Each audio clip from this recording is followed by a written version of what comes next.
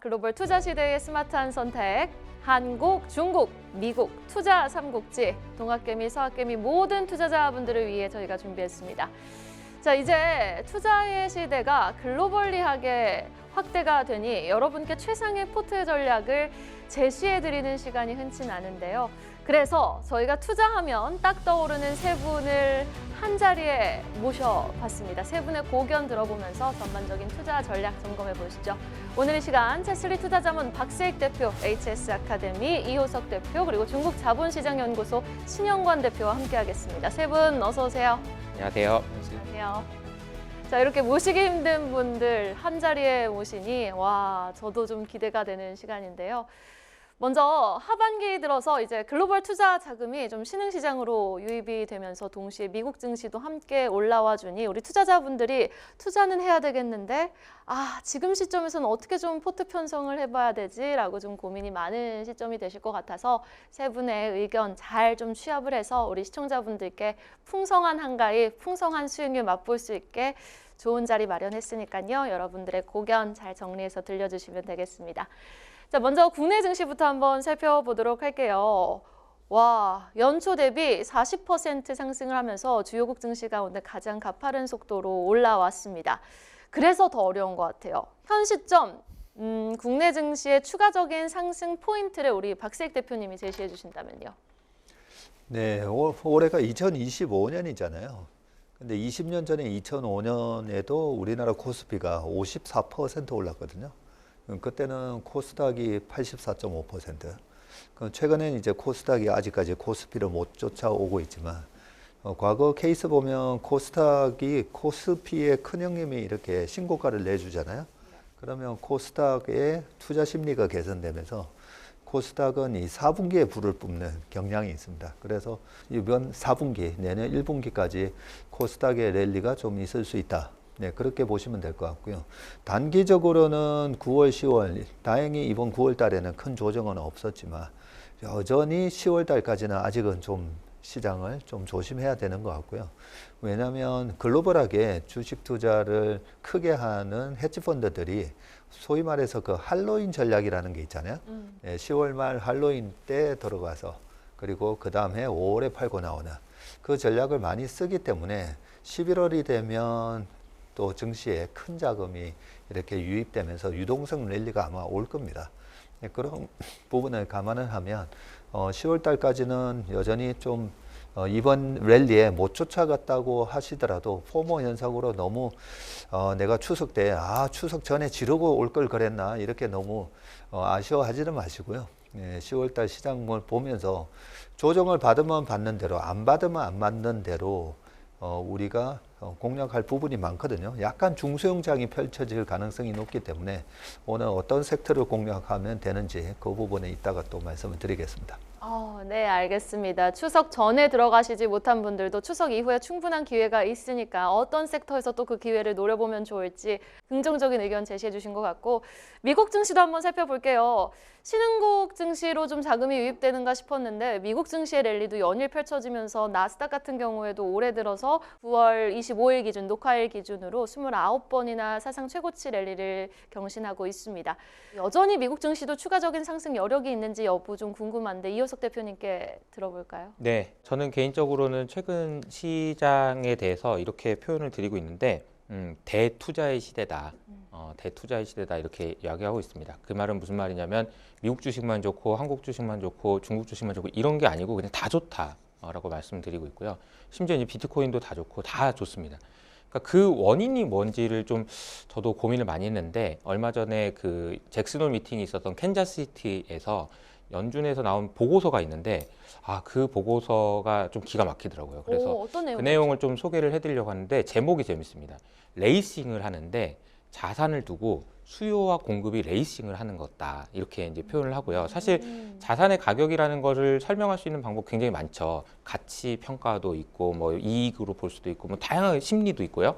근데 결국은 중요한 건 수요와 공급이라는 거죠. 그러면 자산의 공급은 어떻게 되어 왔고 수요는 어떻게 되어 왔고 앞으로 어떻게 될 것인가 이걸 간단하게만 설명드리면 우선 자산의 공급은요 매우 제한적입니다.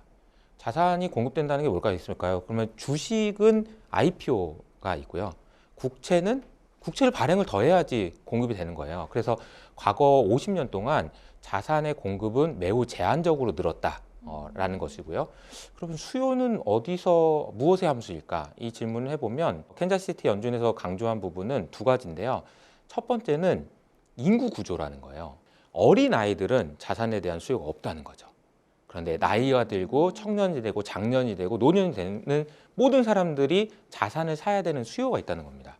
인구 구조가 젊은 사람들이 많은 구조에서 나이 든 사람들, 그러니까 고령화가 되는 인구 구조의 변화가 구조적으로 2100년까지 진행되고 있는데 그것이 자산에 대한 수요를 강력하게 드라이브 한다는 것이고요. 또 한 가지 원인은 뭐냐면은 양극화인데 얼마 전에 이제 저커버그가 IT 수장을 뽑을 때 연봉을 1,300억을 줬습니다.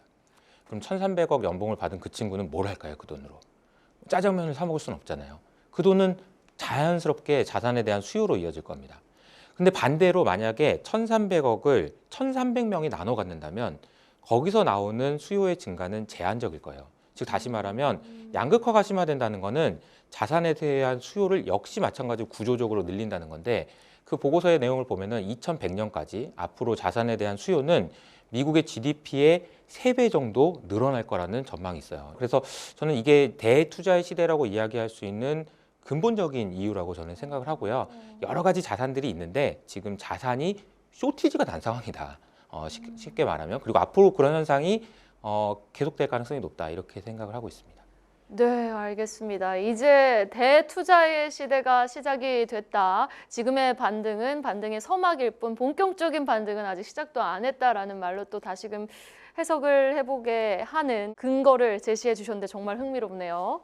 자, 그렇다면 시선을 중국으로 한번 돌려볼게요. 와, 올해 초는 AI 기업 딥시크로 시작을 해서 지금 하반기의 시작은 또 캠브리콘이라는 중국판 엔비디아 기업으로 하반기를 또 시작하게 된 것 같습니다. 중국 시장이 또 많은 분들 관심 많으시거든요.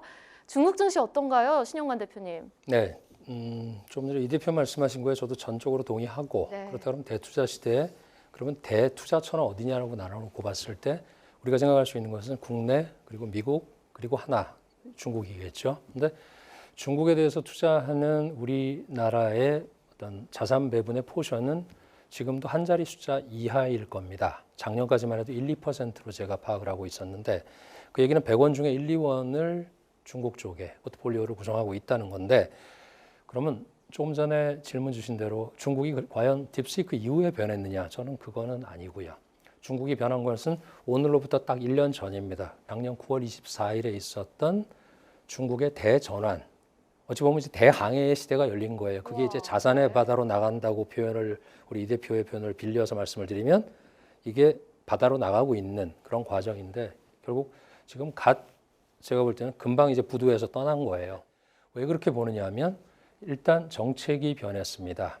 그리고 제도가 변했고 그 과정에서 기업이 변했는데 그 기업 중에서 변한 기업이 바로 민영 기업입니다.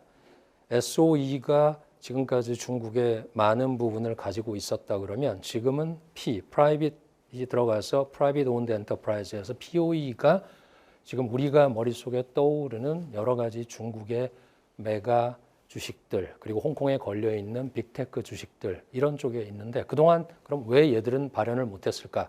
결국은 그쪽에 우리가 알고 있는 공동부유라든가 또 코로나 이후에 지금까지 4년, 5년 동안 있었던 것이 부동산, 코로나 그리고 민영기업의 억제책, 공동부유 이런 것이 있었거든요. 그런 것이 다 풀렸습니다. 풀렸는데 그 풀린 다음에 우리가 비교하는 것은 또 중국에 대해서 당할까 두려워하는데 제가 판단할 땐 이 모든 것을 되돌리는 것은 제가 판단할 땐 시진핑도 이제 못합니다. 왜냐? 지난 5년 동안에 있었던 그런 억압 그리고 현재 미국과의 대치 상태에서 가장 민감한 것이 돈이라 그러면 돈의 방향이 얼마나 중국 쪽을 향할지가 관건인데 1년 동안에 아까 우리나라 시장에 40% 오르셨다 그러지만 사실 중국 쪽에서는 지수에 따라서는 60% 오른 데도 있거든요. 연초 대비해서. 그런 것들이 뭐냐? 다 민영기업이에요. 국유기업은 거의 없습니다. 그렇다 그러면 민영기업이 뭘 가지고 움직이고 있느냐?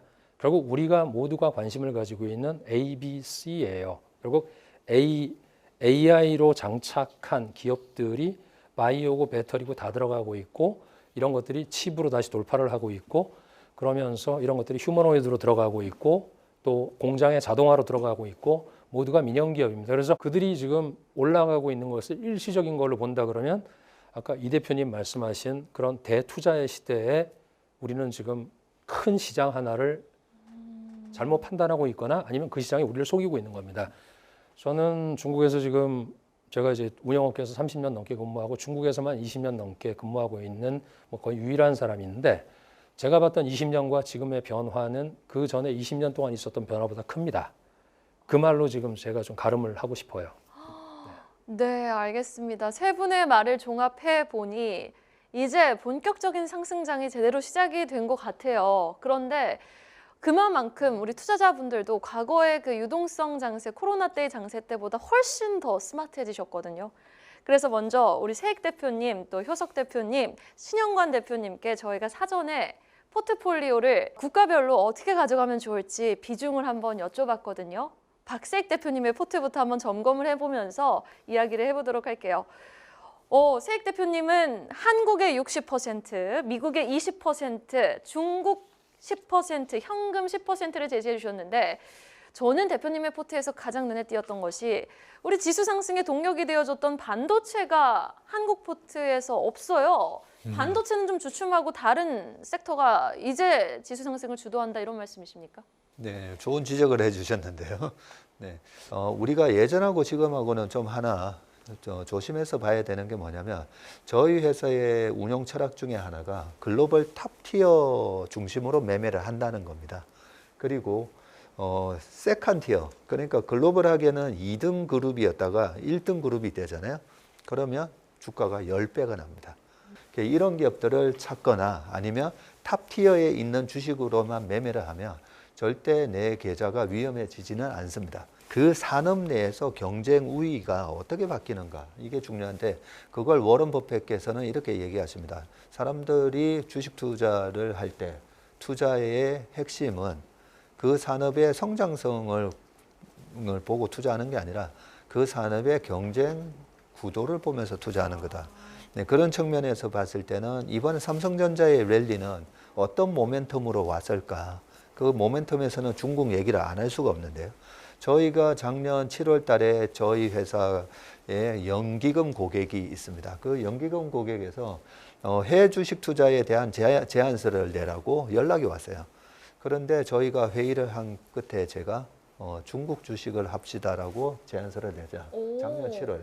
그동안의 3년 동안의 반도체의 모멘텀은 오로지 엔비디아의 GPU와 여기 결합해서 사용이 되는 HBM과 이 밸류 체인 주식만 올랐던 거거든요.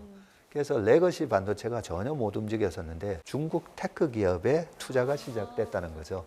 그래서 알리바바에서도 어제 나왔던 뉴스가 원래는 우리나라 돈으로 한 76조 정도를 투자하겠다고 했는데 이것보다 훨씬 더 넘을 거다. 뭐 이런 얘기를 하고 있는 것을 보면 이번에 반도체 랠리에서 분명히 레거시 반도체의 상승이 내년 초까지는 이어진다라고는 보고는 있습니다. 네, 보고는 있는데 결국은 이 산업 내에서 경쟁 우위로 봤을 때는 지금 마이크론이 삼성전자랑 하이닉스랑 마이크론의 원래 HBM 점유율이 보면 45, 마이크론이 10이었잖아요. 맞아요. 근데 지금 마이크론에서 이렇게 얘기합니다. 우리가 HBM 시장에서 한 27% 할 수 있을 것 같은데 그러면 그 27%는 누굴 걸 뺏어오냐는 거죠. 삼성전자의 HBM 점유율을 뺏어오는 거죠. 그래서 우리가 반도체 섹터에 대한 한 6개월의 전망을 저도 좋게는 보고 있지만 분명히 과거와는 경쟁 구도가 바뀌었다는 거죠. 이 경쟁 구도가 바뀌었다는 걸 잘 인지하고 투자를 하시면 단기적으로는 6개월 동안에는 이 레거시 반도체가 살아나면서 거기에 있는 반도체 소부장이 좋을 거다라고 생각하고요. 여기에 넣지 않는 이유는 1년을 기준으로 봤을 때는 1년을 들고 갔을 때는 오히려 상승을 하고 나중에 내년 하반기에는 또 토해낼 가능성이 높아서 반도체가 제외됐다라고 보시면 될 것 같습니다. 그런데도 불구하고 한국 증시 60% 비중은 계속 유효한 거죠? 우리 이효석 대표님 말씀대로 이 대투자의 시대는 왔다라고 보고요. 네. 그런데 우리 투자자 입장에서는 수익을 냈는데 세금을 고려할 수밖에 없다는 거죠. 그래서 한국 주식도 너무나 좋아 보이거든요. 저는 2027년 되면 우리나라 증시가 5,000포인트를 간다라고 보고 있습니다. 와, 그렇게- 2027년에. 네. 그리고 올해 들어와서도 한국 증시가 지금 G20 국가 중에서 최고의 수익률을 내고 있지 않습니까? 네. 네, 코스피만 하더라도 45%, S&P 500이 한 13% 수익을 내고 있는데 이왕 수익률 면에서 따져봤을 때 한국 증시가 가장 좋은 수익률을 내고 저는 중국 증시도 되게 좋게 보는데요. 단지 하나 중국 증시, 미국 증시 22%의 세금을 떼간다는 세금 거죠. 때문에. 네. 아. 그리고 또 하나 있습니다. 중국이 좋았을 때 우리가 과거에 중국이 언제 좋았었나 보면 제가 약간 2005년을 얘기했었잖아요. 네. 2005년, 6년, 7년 동안에 우리나라의 환율이 1,400원에서 900원까지 떨어집니다. 원달러 환율이. 예, 이런 면을 감안을 해보면 미국 주식에서 수익 내고 그래도 수익 내니까 난 세금도 내고 했는데 나중에 1년 지나고 봤을 때 환율이 1,300원, 1,270원 이럴 수가 있다는 거죠. 그래서 이 불확실한 환에 대한 리스크를 그러면 아예 제거하기 위해서 일단은 한국 주식 60% 그리고 미국 20, 중국 10 이렇게 포트폴리오를 제안 드리고 싶습니다. 네, 우선 삼성전자가 빠진 이유에 대해서는 산업의 성장성보다 지금 경쟁의 구도를 좀 초점을 맞춰서 봐야 될 시점이고, 물론 6개월간 반도체 소부장, 국내 반도체 소부장주 좋겠지만 1년 정도의 시간을 잡았을 때는 다소 좀 다 토해낼 가능성이 있기에 반도체가 제외됐다는 점 설명해 주셨는데, 대투자의 시대가 왔다라고 말씀해 주신 이호석 대표님은 우리 박시익 대표님의 포트를 보고 좀 첨언하실 말씀이나 아니면 좀 반대되는 의견이 있으십니까? 네, 저는 반도체는 좋을 것 같아서요. 그게 네. 좀 생각이 좀 다른 것 같고요. 네, 미국 주식 투자 비중의 20%에 대해서는 세금 때문이라고 말씀하셨는데 어떻게 생각하십니까? 네. 세금을 고려한 비중이니까 그것도 이제 좋은 전략이라고 생각합니다. 네. 그런데 안 팔면 되니까. 네. 그래서 오, 일단 나중에 좋은 팔면 되니까요. 방법인데요. 네. 세금을 네. 뒤로 미룰 수 있으니까 물론 내야 되긴 하지만 그럼요. 그런 고민도 네. 생각해 볼 수 있는 것 같습니다. 우리 신영관 대표님은 박시익 대표님의 포트 보시고 중국 비중이 그래도 좀 10%거든요. 긍정적으로 지켜보시는데 이에 대해서 조금 다른 의견이십니까? 네, 제가 볼 땐 두 가지입니다. 첫 번째 이제 비중 자체 10%가 이제 우리 박세익 대표님처럼 중국의 진심이시고 기관 연기금에도 중국 투자를 권하시는 이런 네. 전문가분께서 10%시면 제가 이제 유출을 하는 거죠. 일반 투자자분들은 아마도 공이 하나 빠지겠구나.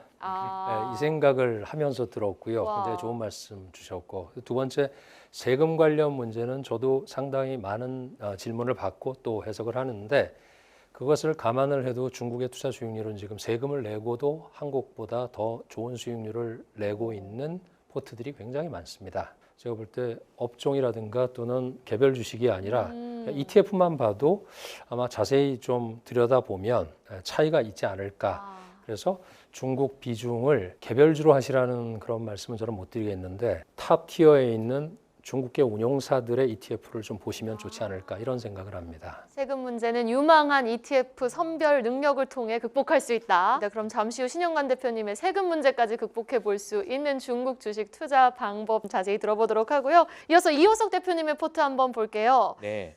미국 30%, 한국 30%, 중국 10%, 그리고 비트코인 30%입니다. 재밌는데요. 일단 한국은 반도체와 배당주, 미국은 딱 종목을 제시해 주셨어요. 팔란티어, 테슬라, 비트코인의 비중 30%도 눈에 띕니다. 설명 좀 해주시죠. 우선은 AI 이야기를 안 할 수가 없을 것 네. 같은데요. AI 이야기는 아마 많이 들어보셨을 것 같아요. 근데 왜 데이터 센터를 저렇게까지 많이 지으려고 하는 거지? 라는 고민을 한번 해보실 필요가 있는 것 같습니다. 뭐 연일 나와요. 계속 데이터 센터를 짓는다는 얘기가. 그 데이터 센터가 뭐길래 저렇게 짓는 걸까? 왜 짓는 걸까? 저는 그 비유를 이렇게 해보면 어떨까 싶은 생각이 드는 게 옛날에 그 애니악 컴퓨터 비슷한 거 아닐까? 예. 그러니까 지금은 데이터 센터라고 이야기하지만 이거 하나가 그냥 컴퓨터인 거죠. 계속될 거라고 생각을 하고요. 그 과정에서 필요한 것들이 있을 겁니다. 당연히 반도체가 필요할 거고 에너지가 필요할 것이기 때문에 그 길목에 지켜서 이제 기다리고 있는 것이 좋은 투자 방법이 되지 않겠냐라는 생각이 듭니다. 근데 이거를 매크로의 관점으로도 한번 생각을 해봐야 될 것 같아요. 최근에 이제 그 트럼프가 파월을 압박하면서 금리 내리라고 하고 뭐 그 스티븐 마이런 같은 경우에는 아니 연준이 물가랑 고용뿐만 아니라 장기 금리도 낮춰야 돼라고 얘기하면서 그러니까 막 돈을 푼다는 얘기예요. 지금 이 와중에 물가를 하는데 정신이 있는 건가? 이거 지금 뭐 이거 무슨 생각을 하는 거지? 저는 기대 구석은 지금 AI라고 생각을 합니다. 잘 생각해 보시면 1970년대 물가가 엄청 높았다가 진정이 되기 시작한 게 1990년대였어요. 여러 가지 요인이 있었지만 제일 중요한 것 중에 하나로 꼽히는 것이 PC였습니다. PC가 사용되면서 생산성이 드라마틱하게 개선됐던 것이 물가 안정에 결정적인 기여를 했다는 분석들이 많거든요.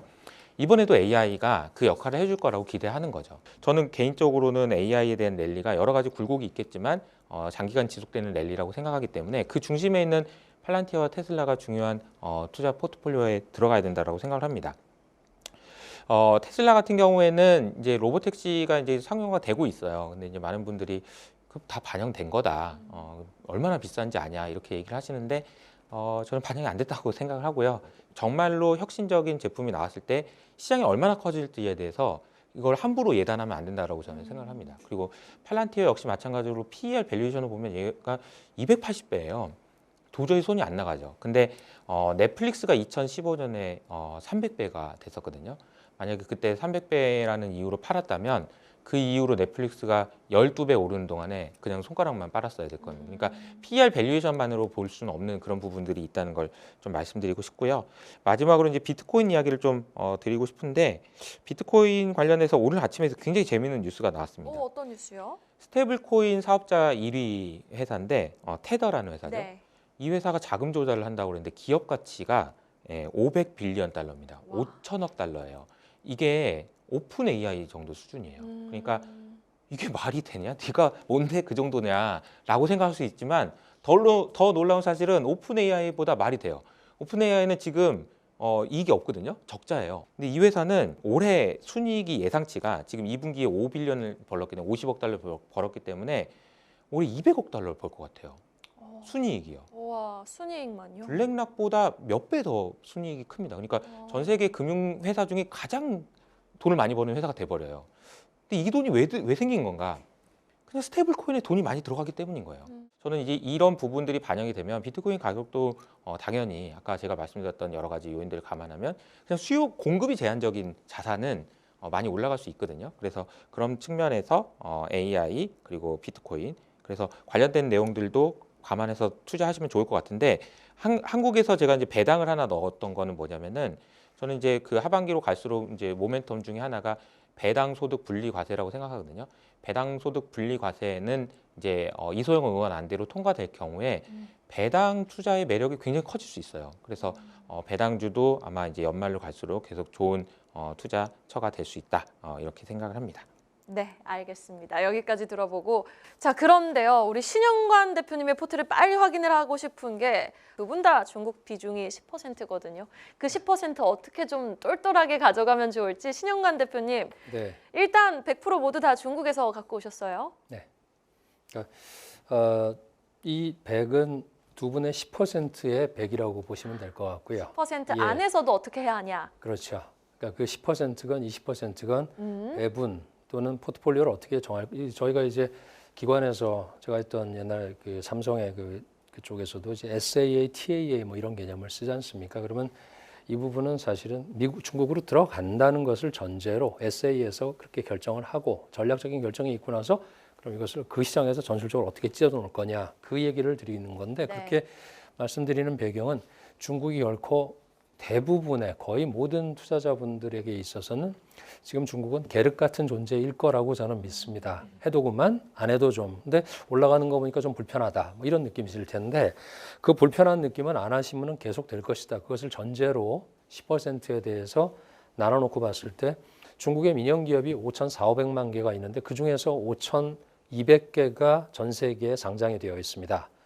A주, H주 그리고 미국에 있는 ADR 모든 걸 포함해서 5,200여 개 주식이니까 거의 10,000대 1을 뚫고서 나오는 애들인데 그중에서 10,000대 1 중에서도 미국에 가 있는 거는 200 몇십 개밖에 안 되고요. 그리고 홍콩에 가 있는 것도 지금 수백 개밖에 안 됩니다. 그러면 그 나름대로 홍콩에 걸어놓고 미국에 걸어놓은 애들은 속성이 다르긴 하지만 제가 볼 때는 홍콩에 걸려 있는 친구들이 훨씬 더 안정적이고 그리고 리서치가 커버가 되는 종목들이거든요. 그렇다 보니까 지금 우리가 머릿속에 딱 떠오르는 여러 가지 주식들이 있을 겁니다. 예를 들어 ATM 그러면 알리바바, 텐센트, 샤오미는 앞자를 따는 게 아니라 뒷자를 따서 M이라 그러거든요. 그래서 ATM이라는 것도 있고 또 옛날엔 BAT라고도 했었고 지금은 이제 P10이라 그래서 10개 주식을 얘기를 하죠. CATL이라든가 뭐 여러 가지를 포함을 해서. 근데 그렇게 개별 주식으로 접근할 때도 제가 볼 때는 한국에서 커버할 수 있는 주식은 최대로 20개 이상 안 될 겁니다. 그렇기 때문에 나눠놓고 봤을 때 절반 예를 들어 10원을 가져가신다 그러면 5원 정도는 본토로 그리고 5원은 H로 ADR은 미국 거니까 제가 뺐다고 아까 말씀드렸죠. 네. 그런 상황에서 그럼 이걸 어떻게 또 배분을 할 거냐. 홍콩 쪽은 상대적으로 항생 테크도 그렇고 뭐 항생 인덱스 관련된 것들이 많죠. 그러니까 그쪽은 그냥 하나 내지 두 개 ETF로 묶어서 그냥 잊어버리고 계시든가 아니면 그 55원 중에서 한 2, 3원 정도를 아까 말씀드린 10개 주식 이 정도의 분산 투자를 하시는 것도 좋은 방법입니다. 왜냐? 그 친구들은 중국의 민영기업 중에서 탑 오브 더 탑이고 그 중에서 미국의 우리가 알고 있는 M7하고 대응할 애들이 나올 거거든요. 지금도 그렇게 크고 있습니다. 제가 항상 보는 세상은 결국 지구가 두 개로 쪼개진다고 보거든요. 결국 중국 그리고 이제 이걸 뭐 글로벌 사우스라고 본다 그러면 글로벌 노스 지역이 또 미국을 중심으로 해서 선진국 또는 신흥시장 이렇게 된다 그러면 이쪽이 지금 범상치가 않아요. 신흥시장 쪽이 여러 가지 돌파가 나오고 있고 그렇다 그러면 그 돌파는 누구를 기준으로 세워질 것이냐. 나라는 제가 말씀드리기 좀 그렇지만 뻔히 뭐 예상을 하실 것 같고 기업으로 보면 결국 여기 있는 기업들이거든요. 그럼 그런 기업들이 과연 아까 우리 박 대표님 말씀하신 거에 공감을 제가 드리는 게 세컨 티어가 퍼스트 티어로 올라갈 때 10배, 20배 주식이 성장할 수 있다. 이렇게 본다 그러면 미국에서 성장하는 것도 우리가 계속 봐야 되고 그거는 뭐 이미 여기서 30%, 50%씩 가 있는 돈이니까 그러면 같은 돈인데 중국 쪽은 어떨까? 거기서는 저는 달러도 봐야 된다고 생각을 합니다. 말씀하신 대로 금리 인하기에 들어간 미국 쪽하고 중국은 그 반대일 거거든요. 그렇다 그러면 환율에 대한 리스크는 중국이 상대적으로 좀 덜 할 수 있다. 물론 홍콩은 또 예외입니다. 패그가 되어 있다 보니까 여기서 말씀드린 A, B, C라는 거는 뭐 예상하시는 대로입니다. AI와 배터리와 바이오 그리고 칩 뒤에 있는 H는 헬스케어와 그리고 휴머노이드 로봇 이것을 말하는 겁니다. 근데 투자자분들께서 좀 이렇게 어렵지만 관심을 가지시면 그쪽에도 많은 기회가 있다는 것을 좀 전달드리는 그런 의미도 있어서 이렇게 반반 짬뽕하고 짜장 이런 식으로 말씀을 드렸는데 한번 쭉 살펴보시면 좋을 것 같습니다. 네, 알겠습니다. 아직도 해야 할 이야기가 많습니다. 키워드에 대해서 저희가 세 분의 의견을 좀 듣고 싶어서 가장 요즘 주식시장에서 화두로 떠오르는 금리 인하, 불안한 해빙 모드, 기술 패권, 문화 세계화를 드렸는데 불안한 해빙 모드로 한번 포커스를 맞춰보고 싶어요. 그래서 지금 신영관 대표님은 두 개의 지구가 성립되면서 대투자의 시대가 온 것 같다라고 말씀을 해주신 것 같은데 불안한 해빙 모드 속에 되려 주식 투자자분들은 더 큰 이익을 취하실 수 있거든요. 박세익 대표님은 불안한 해빙 모드라는 키워드를 딱 들으셨을 때 어떤 아이디어가 떠오르셨나요? 네, 신 대표님이 일구양재라는 얘기를 하셨지만 이게 우리가 처음 겪는 일은 아니잖아요. 결국은 공산주의 체제가 무너졌지 않습니까? 그죠? 왜냐하면 공산주의를 지향했기 때문에 무너진 거죠. 근데 이번엔 좀 다른 부분인 게 중국을 보면 사회주의 국가고 공산주의 국가고 공산당 일당 독재하는 나라거든요. 그런데 가장 전 세계에서 가장 자본주의 같은 나라이다는 거죠. 그래서 겉은 공산주의, 사회주의를 표방하는데 너무나 무서운 이 자본의 힘을 이용하고 있는 그런 나라이기 때문에 옛날 소련처럼 되지는 않는다고 보고 있습니다. 그래서 이번에 중국의 이런 기술 패권 그리고 반도체 굴기 이런 것들이 굉장히 위협적으로 저는 다가올 거라고 생각하고요. 단지 우리가 그 가운데 딱 끼어 있잖아요. 그래서 이게 고래 싸움에 새우 등 터지는 모습인지 아니면 우리가 어부지리를 할 수 있는 입장인지. 근데 양쪽 다 있는 것 같아요. 그죠? 네, 그래서 우리에게는 기회도 있고 위기도 있는데 어쨌든 그 기회를 잘 살려보면 될 것 같고요. 또 아까 신 대표님이 얘기하셨던 것 중에 하나가 중국이 거대한 공장 역할을 해주다가 저렴한 공산품을 만들어서 전 세계가 페드가 뿌린 돈에 의해서 인플레이션이 막 올 수 있는 상황을 중국이 저렴한 공산품으로 딱 해서 디플레이션화 시키면서 중화시키는 그런 역할을 해줬는데 지금은 어느 나라도 무시할 수 있는 거대한 소비 대국이 된 거잖아요. 네, 그런 측면에서는 불안한 해빙 모드가 어쨌든 거대한 소비 대국이 다시 잠을 깨는 그런 모습이고요. 그 기술적으로 패권을 노리면서 우리나라의 그런 기술이라든지 우리나라 기업을 이용을 안 할 수가 없다라고 생각합니다.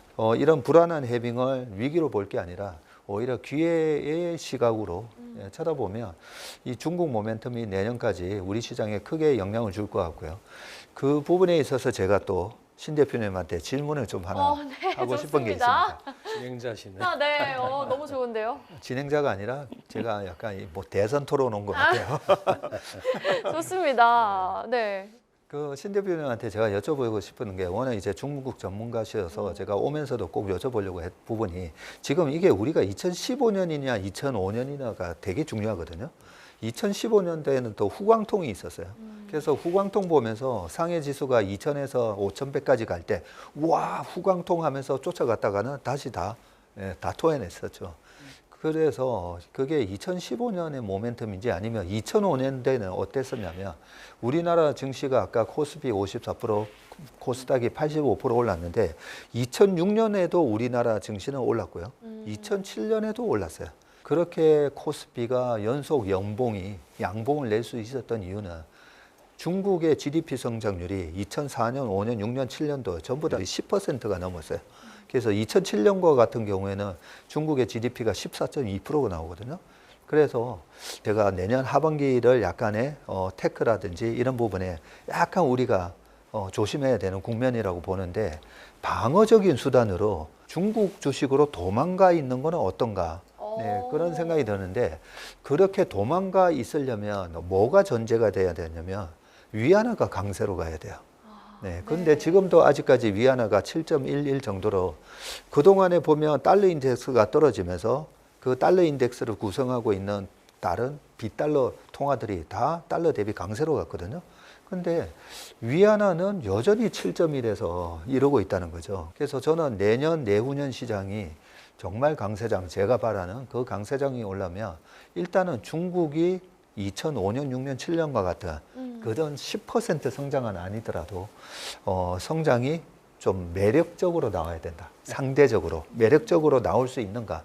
네, 그 부분을 여쭤보고 싶고 그래서 위안화 환율은 어느 정도까지 강세를 갈 수 있는가? 예, 2005년이나 2015년이나 질문하셨는데 저는 둘 다 아니다라고 말씀드리고 싶고요. 지금은 2025년이고 지금 중국이 보는 것은 새로운 구조적인 면을 만들어서 지금까지 없던 그런 경제 사이클을 돌리겠다는 그런 경제 전략, 정책이라고 저는 이해를 하고 있습니다. 그런 것들에 대해서 과거같이 2025년에 있었던 일이 그 당시에 3거, 1강, 1보 해서 세 가지는 없애고 그때 이제 과잉 생산성, 과잉 설비, 그리고 과잉 투자 이런 걸 다 내려라. 그리고 비용을 내려라. 이런 정책이 나왔는데 이것의 대상은 뭐였냐면 우리가 지금 알고 있는 전통적인 산업입니다. 철강이라든가 시멘트라든가 이런 쪽이었죠. 그러니까 그때는 그 대상이 국유기업이어가지고 쉽게 시작을 하고 쉽게 끝을 냈어요. 그것이 이제 2015년에 주식장이 폭락했음에도 불구하고 2017년, 18년 리커버리라는 계기가 됐는데 그때랑은 지금 시장도 다르고 기업들의 리액션도 달라진 것이 기업들은 지금 AI를 장착을 하고 그리고 자본시장에서 M&A를 엄청나게 하고 있습니다. 상장사를 기준으로 한 M&A는 말씀드린 대로 10,000개 중에 1개 그 중심으로 모여라기 때문에 민영 기업들은 계속 커질 수밖에 없는데 그 커지는 방식이 과거랑 다릅니다. 과거에는 우리 옛날에 재벌들이 했던 것처럼 문어발식 확장이었다 그러면 지금은 자기 전문 분야에서 깊이와 넓이를 더해가면서 그 넓이는 고잉 글로벌이거든요. 바다로 나가고 근데 기업들이 바다로 나가는데 미국은 막혀 있다. 돌아 들어가라. 어디로 가느냐? 동남아와 남미와 아프리카까지 가는 그것은 전초기지를 구축하는 것이고 이들의 해외 진출은 결국 국내에서 소화하지 못하는 과잉 생산 설비 이런 부분들을 정상적으로 잡아 돌리되 국내에서는 M&A를 통해서 생산을 조금 큰 데로 합치는 이런 IC라 그러죠. 인더스트리 콘솔리데이션이 일어나고 있습니다. 그래서 AI를 장착을 한 기업들이 통폐합을 하면서 이들의 시장은 해외로 나가는 고잉 글로벌이거든요. 그러면 이것에서 나오는 것은 결국 기업들의 수익 내지 매출이 증가하고 있고 거기에 대해서 기대를 하는 가장 앞서 있는 것들이 이제 홍콩에 나가 있는 이런 기업들입니다. 중국 기업들의 상장사들의 평균적인 해외 매출 비중이 아직 30%가 안 됩니다. 여러 가지가 과거와 달라지고 있는 그런 어떤 징조들이 나오고 있는 것이 지금의 중국 시장은 조금 결이 달라졌다. 조금이 아니고 많이 달라졌다. 제가 이제 그렇게 보고 있는 시각이고요. 또 두 번째 이제 질문 주신 것이 이제 환율 쪽인데 이 부분은 사실 지금 현재 중국 쪽의 전략하고 좀 배치가 됩니다. 왜냐하면 결국은 해외로 나가는 방식이 두 가지지 않습니까? 하나는 그냥 만들어서 수출을 하는 것이고 또 하나는 해외로 나가는 것인데 해외로 나가서 거기서 만들어서 현지화된 기업을 일구는 것인데 이것은 지역적인 제한도 있고 또 투자도 선투자가 필요하고 그렇기 때문에 시간이 좀 더 필요할 것 같습니다. 그런데 결국은 수출 기업들 그중에서 중소형 수출 기업들을 케어하지 않을 수 없는 그런 현실적인 문제 때문에 이번에 미국에서 금리 인하를 했지만 중국의 금리는 움직이질 않았거든요. 그래서 아마도 미국이 뭐 금리 사이클에 들어갔으니까 중국도 결국은 어느 정도 재정적인 또는 통화 정책적인 여유가 생겼기 때문에 분명히 금리를 가지고 뭔가를 할 겁니다. 연내에. 그렇게 되면 결국 재정적인 여력도 그렇고 통화적인 여력도 좀 있기 때문에 아마 지금 말씀 주신 7.1 여기서 왔다 갔다 하는 것도 사실 얼마 전과 비교하면은 또 상당히 이제 RMB가 강세로 가 있는 거 아니겠습니까? 7.34 기대하다가 그러니까 좀 시간을 가지고서 좀 늘려서 봐야 될 필요가 있을 것 같다. 네, 그렇게 말씀드리겠습니다. 네, 알겠습니다. 충분한 대답이 되셨습니까? 네. 네, 알겠습니다. 위안화 관련된 이야기까지 해주셨고요.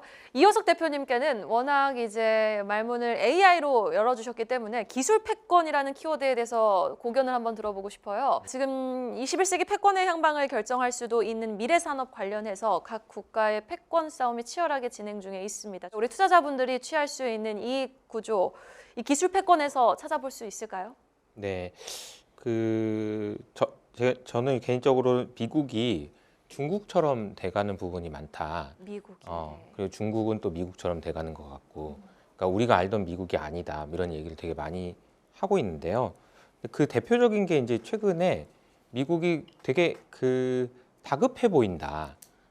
그 이유는 아마 이제 중국의 맹추격이 있을 거고요. 화웨이가 뭐 엔비디아를 잡겠다.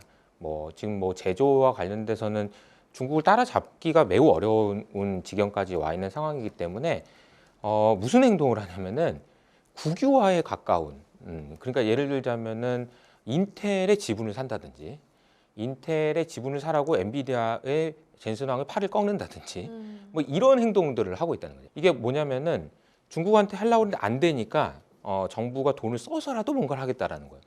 이게 과거에는 예상하기 좀 어려운 거죠. 그러니까 그 부분을 우리가 해석을 할 때 중국의 위협이 상당하구나라고 해석을 하는 게 맞다라는 거죠.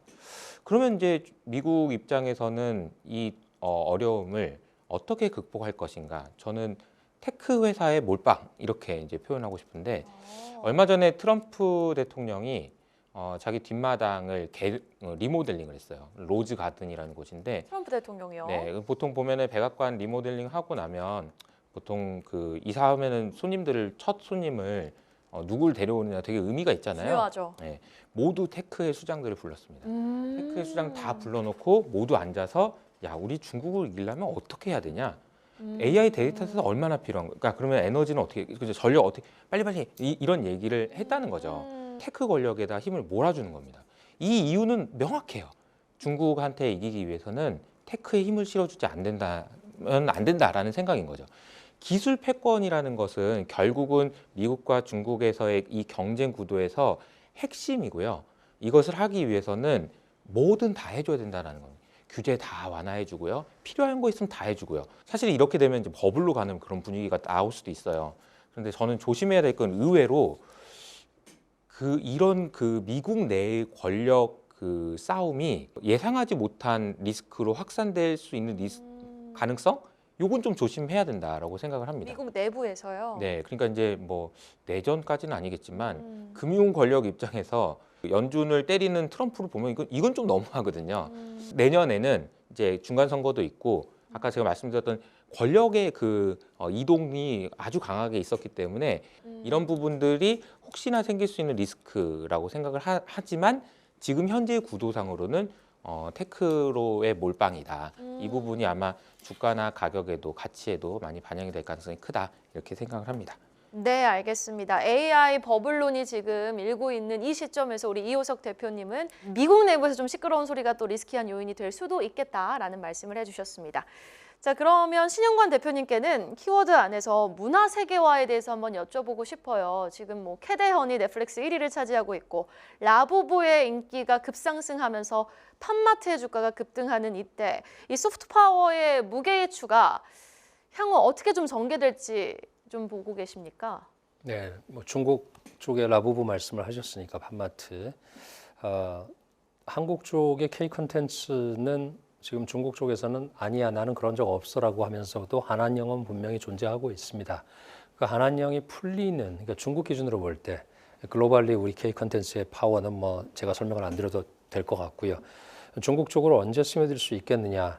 제가 볼 때는 그게 이제 에이펙에서도 굉장히 중요한 화두가 되지 않을까 싶고 우리가 직접적으로 요구할 수 있는 것 중에 하나다 이렇게 말씀드릴 수 있을 것 같고요. 그러면 또 반면에서 차이나 C 컨텐츠라 그럴까요? 이게 지금 세계적으로 또 퍼지고 있거든요. 말씀하신 팜마트도 그렇고 그것이 해외로 나갈 때 어떻게 나가느냐? 지금 우리처럼 외롭게 기업이 나가지 않습니다.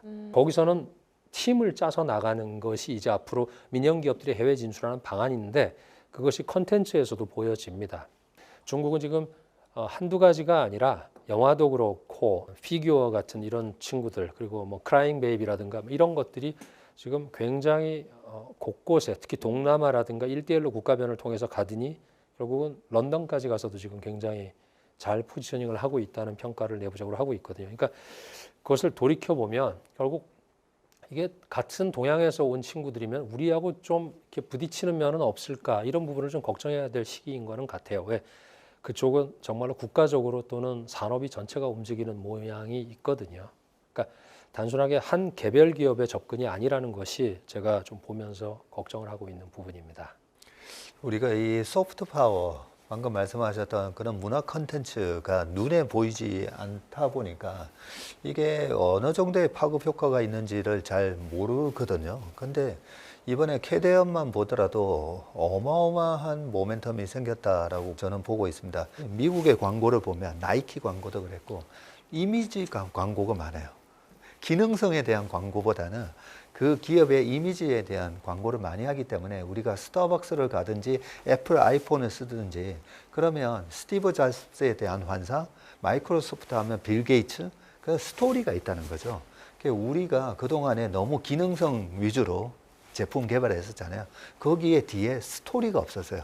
그게 우리나라의 기업이 만드는 제품이 고부가 가치가 될 수 없는 한계였었는데 이번에 엄청난 그런 프리미엄을 만들 수 있는 컨텐츠를 우리 문화계에 종사하시는 분들이 만들어 주셨다는 거죠. 네, 그렇기 때문에 저는 앞으로 최소한 3년 동안에는 거대한 모멘텀이 생겼다고 생각하고요. 이 문화의 힘이 대한민국의 메이드 인 코리아를 훨씬 더 이 프리미엄급 제품으로 우리가 돈을 더 받고 물건을 팔 수 있는 그런 모멘텀을 만들어줬다라고 저는 생각합니다. 네, 맞습니다. 스타벅스든 뭐 애플 아이폰이든 테슬라 자동차든 센티ment, 그러니까 감성을 파는 거잖아요. 한국의 감성도 이제 세계화가 확실히 되는 것 같아서 좀 뿌듯한 마음입니다. 자, 이렇게 세 분과 키워드에 대해서도 자세한 이야기 나눠봤습니다. 자, 이렇게 세 분의 포트에 관련된 의견과 또 키워드에 관련된 의견을 취합해 보니 우리 박시익 대표님은 포트 비중 변화 있으셨습니까? 아니면 그대로 기존 가지고 오셨던 포트 비중 유지하시겠습니까? 예, 저는 그대로 유지는 할 건데요. 아마 이 방송을 보시는 분들이 이런 고민을 하고 계실 것 같아요. 조방호는 끝났나? 아, 그러네요. 그런 생각을 하시고 반도체는 아까 제가 6개월 모멘텀 그게 뭐 최소 6개월 모멘텀을 말씀드리는 거고 제 머릿속에는 중국의 굴리기가 과거에는 인프라 쪽이었다면 지금은 어쨌든 테크거든요. 그러면 2004, 5, 6, 7년 그 한 5년 동안에 태움 같은 회사가 130배가 올랐거든요. 조선 같은 경우는 현대중공업이 40배 올랐거든요. 그래서 이번에 중국 모멘텀이 테크 쪽이면 이 반도체 모멘텀이 짧게는 6개월이지만 어떻게 보면 내후년 2027년까지도 갈 수 있는 모멘텀이다. 네, 그렇게도 생각하고 있는데 그러면 조방호는 그렇게 도대체 어떻게 해야 되는데 이런 부분인데 우리가 이번에 조방호이 이번 상승장에 처음 상승을 주도했던 네. 주도주였었잖아요. 그랬을 때 보면 주도주가 언제 끝나나 보면 아까 제가 코로나 때를 말씀드렸는데 코로나 2000년도에 빅세븐이 먼저 올랐고요. 그 다음에 세미 차저정 장세가 있었어요. 그리고 이 시클리컬에 해당되는 반도체가 오르고 그러고 나서 2021년도에 다시 빅세븐이 올라가게 됩니다. 그래서 이 주도주는 강세장의 끝과 강세장의 마지막을 장식을 하게 돼 있어요. 그래서 2021년 시장을 한번 생각해 보시면 2021년의 하반기에는 메타버스였었죠. 그리고 플레이 투 언 뭐 이런 식으로 하면서 얘기가 되면서 약간 내러티브 주식들이 마지막을 불꽃을 또 피우게 되는데 그 내러티브에 해당 우리가 믿음으로 투자하는 주식 있잖아요. 바이오가 그렇지 않습니까? 네, 그래서 여기도 바이오라는 거 적어놨는데 저희 같은 경우에는 실적 중심의 대형 우량주 중심으로 하지만 저희가 투자는 안 하더라도 이번에 금리도 내려가고 그런 방금 말씀드렸던 그런 투자 심리가 회복되는 그런 걸 고려했을 때는 올 하반기에서 내년까지는 또 바이오도 크게 올라가는 장세가 될 거고 조금 전에 이제 중국 소비와 그다음에 우리나라의 문화 콘텐츠의 어떤 소프트 파워를 합쳤을 때 공통적인 교집합이 되는 게 어떻게 보면 엔터거든요.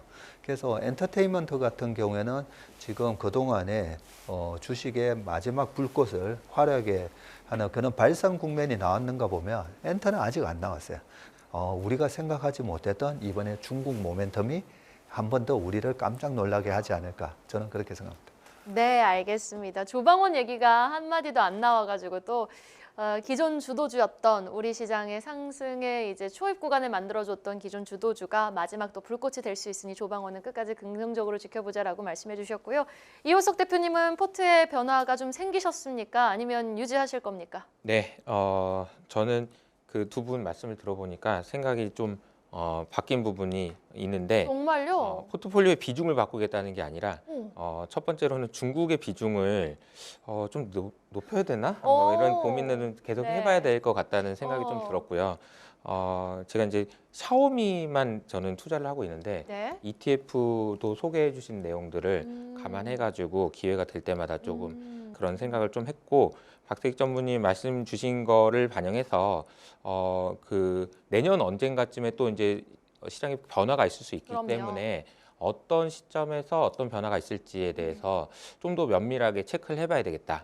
이런 생각을 좀 했습니다. 네, 알겠습니다. 신영관 대표님은 뭐 오늘 중국을 중심으로 말씀을 해주시긴 했지만 전반적으로 이제 이야기를 들으셨을 때 중국 비중의 확대 전략에 대해서는 너무나 긍정적이신 거죠. 네. 뭐 제가 거기서 그냥 자료를 보는 게 아니라 저는 좀 전에 말씀하신 샤오미의 공장까지 다 들어가 본 그런 그러니까 기업을 저는 그냥 거기서 탐방을 하고 있습니다. 그렇게 다니면서 제가 보는 것은 과거에 10년 전, 20년 전에 갔던 기업들과 제가 볼 때는 너무 달라졌다. 그게 이제 제가 이런 어떤 매크로 또 메조, 마이크로 다 보는 입장에서 계속 전달드리고 있는 겁니다. 그래서 중국 속담에도 그런 말이 있거든요. 그러니까 봄에 강물이 녹을 건지는 그 강가에 노는 오리가 제일 잘한다. 이런 이제 중국어는 제가 말씀 안 드릴 텐데 그런 속담이 있는데 제가 그런 오리 같아요. 그러니까 작년에 9월 달에도 그 정책이 나오던 날 비행기를 타는데 제가 취소를 하려고 그랬습니다. 그 비행기를. 그러니까 그날 그 정책이 나오는 걸 보고 정말 현타가 오고 소름이 돋고 우리 이호석 대표님하고도 그런 얘기를 나눈 적이 있는데 그것이 틀리지 않았다는 것에 대해서 계속 저도 검증을 해가고 있거든요. 그러니까 그 정도로 혁신적인 정책이 나온다는 거는 우리가 눈여겨봐야 될 부분인데 그것에 대해서 우리가 너무 이제 중국 시장에 대해서는 실망도 많았고 또 속임도 많이 당했고 이런 아픔이 있죠. 그래서 이호석 대표님 말씀하신 대로 오늘 말씀을 듣고 저도 이제 조방원이라는 이런 저는 사실 용어를 저는 한국 시장을 잘 안 보기 때문에 네. 왜냐면 거기서 살고 있으니까 맞다 들어본 것 같다 이런 느낌을 많이 배웠어요. 근데 또 효석 대표님도 말씀하시는 게 좀 이렇게 바꿔야 되나 포트를? 근데 저는 포트가 앞자리가 바뀌어도 내년에 또 뭐 구정 때 다시 한번 나오더라도 별로 그렇게 실망스럽지 않은 그런 결과를 보여줄 것 같은 그런 시장입니다. 네. 네, 알겠습니다. 여기까지 투자하면 딱 떠오르는 대한민국 세 분의 투자 인사이트, 또 한국, 미국, 중국으로 나눠서 좀 세부적으로 살펴봤는데요. 이번 특집 방송은 9월 25일 녹화일 기준으로 또 저희가 전략을 제시해드린 만큼 요즘 너무나 세상이 급변하게 돌아가면서 빠르게 업데이트가 되기 때문에 현 시점에서 최선의 투자 전략을 제시해드리는 거지 이것이 뭐 중장기적으로 끝까지 이렇게 갈 것이다라는 의견은 아닌 만큼 남은 하반기 투자 전략 또 추석 특집을 통해 이렇게 정리해봤습니다. 지금까지 세 분과 함께했습니다. 채스리 투자자문 박세익 대표, HS 아카데미 이호석 대표, 중국 자본시장연구소 신영관 대표님과 함께했습니다. 세 분 오늘 말씀 고맙습니다.